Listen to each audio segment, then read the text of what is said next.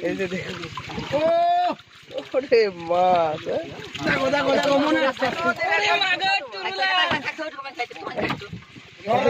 নদী দেখো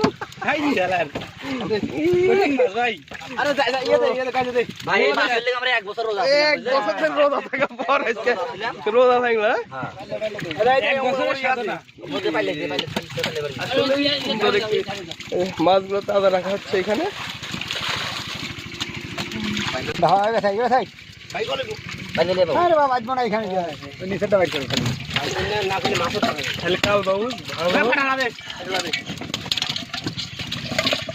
মুরব্বী আপনি তো লস করে ফেলাইলেন না? বড় বড় লস করে গেছি।